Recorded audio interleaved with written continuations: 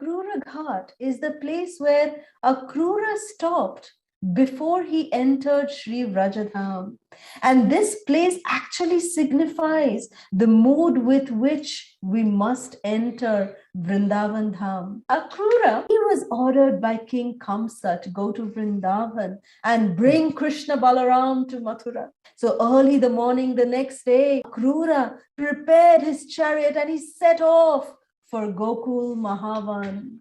And as Akrura traveled, Akrura was thinking that I am about to attain the great good fortune of seeing Sri Krishna's lotus feet, which are worshipped by Lord Brahma, by Lord Shiva, and by all the other demigods.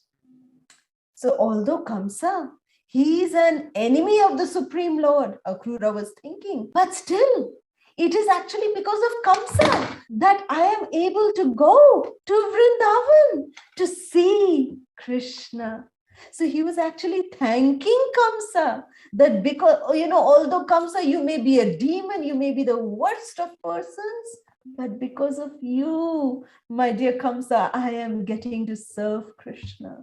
And Akrura was thinking, all this he's thinking when he's coming on the chariot towards Vrindavan. He's thinking, when I first see Krishna, what will I do? When I see Krishna's lotus feet, what will I do? All of my sinful reactions will be destroyed immediately at once. Just imagine, I am going to see that supreme absolute truth. What will I do? What will I do? I will actually get down from my chariot and I will fall at the lotus feet of Krishna and Balaram, even though I have been sent by Kamsa for a very evil purpose, because Kamsa ultimately wants to kill Krishna. Akrura knew that.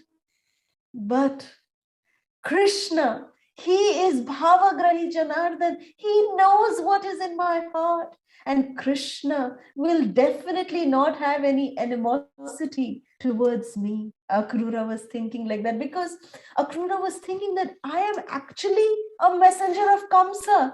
So if Krishna wants, he can say, you are my enemy's messenger. You are my enemy too. But Akrura knew that Krishna will not think like that. So as Akrura thus thought to himself, he arrived at Gokul at sunset, and then he alighted from his chariot in the cowherd pasture, and he just began to roll in the dust in great ecstasy. So then, as he was increasingly agitated by the ecstasy at seeing the Lord's footprints, Akrura's bodily hair started standing on end because of his pure love, and his eyes just filled with tears.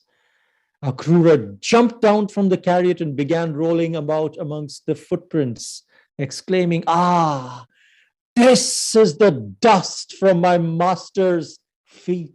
So meanwhile, Krishna and Balaram, they were in the forest, and Krishna had, they were grazing their cows. It was almost sundown. But what did Krishna do during the day? Today in Vrindavan, Krishna actually had killed Vyomasura today. And Vyomasura is actually the last demon that Krishna kills in Sri Vrajadham.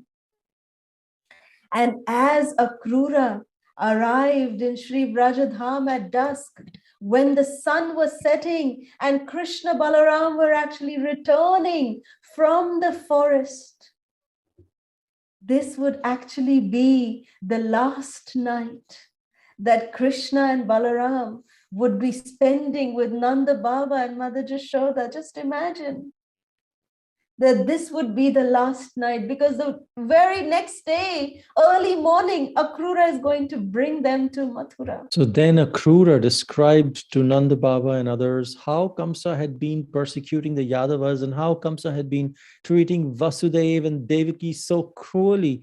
And Akrura also spoke of Kamsa's desire to bring Krishna and Balaram back to Mathura with the evil intention to kill them on the pretext of their seeing the bow sacrifice and engaging in a wrestling match.